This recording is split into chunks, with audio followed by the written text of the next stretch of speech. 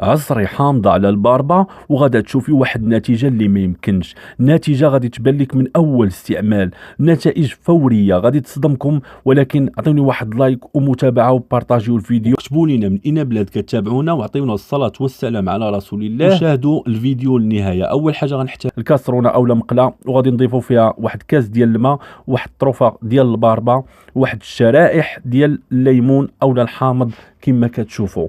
ومن بعد غادي نحتاجوا للروز، ضروري غادي نضيفوا الروز. ثقوا في ان الوصفه غادي تصدمكم، غادي تعطيكم واحد عرفتي راه ما يمكنش. انا بغيتكم تتابعوا الفيديو للنهايه وتشوفوا النتيجه بعينيكم.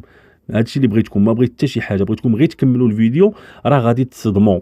من بعد غادي نخليو هاد المكونات ديالنا فوق البوطه وغادي نحركوهم واحد شويه. ومن بعد غادي نجيبوا ورق الغار. واه عباد الله، راه مكونات صراحه رائعه، ومني كيتجمعوا لينا هاد المكونات كيعطينا واحد النتائج صراحه اللي فعاله. غادي نخليو المكونات ديالنا فوق نار مهيله حتى يبدا يغلاو. بهذه الطريقه دي خاص ضروري يغلي باش يطلق دوك المواد ديالها، يعني كل مكون كيطلق لنا الماده ديالو في داك الماء اللي غادي نحتاجو. من بعد كنحتاجو لواحد الزلافه كما كتشوفوا، لواحد الصفايه، وكنبداو نصفيو بهذه الطريقه هذه.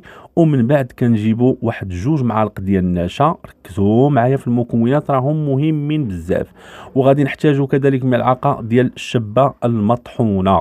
واخا نعيا ما نوصف لكم، نعيا ما نوصف لكم. عرفتي شنو البياض الناصع، الحبوب، جميع المشاكل اللي كتعاني فيهم البشره غادي تحيدو، وغادي تبان لك النتيجه من اول استعمال. من بعد كنشدو داك المكون ديالنا وكنعاودو نرجعوه البوطه كما كتشوفوا في مقله تكون نقيه، وكنبقاو نديرو نار مهيله، وكنبداو نحركو بهذه الطريقه هذه باش نحصلوا على كريم. صراحه راه غادي تصدموا. انا نقول لكم شي هاد الوصفه اللي ما جرباتهاش غتندم، ضاعت.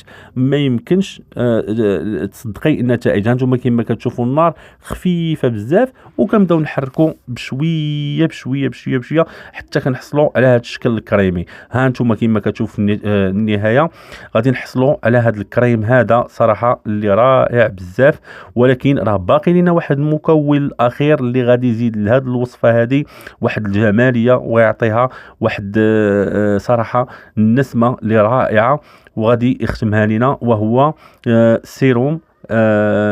سيروم يعني فيتامين او. غادي نحتاجوا الفيتامين او.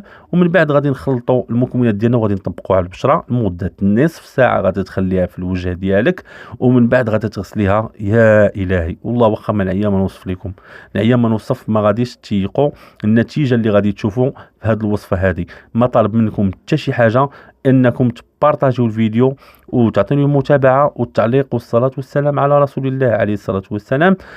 صافي هادشي اللي باغي، والسلام عليكم. وهانتم غادي تشوفوا النتيجه ان شاء الله.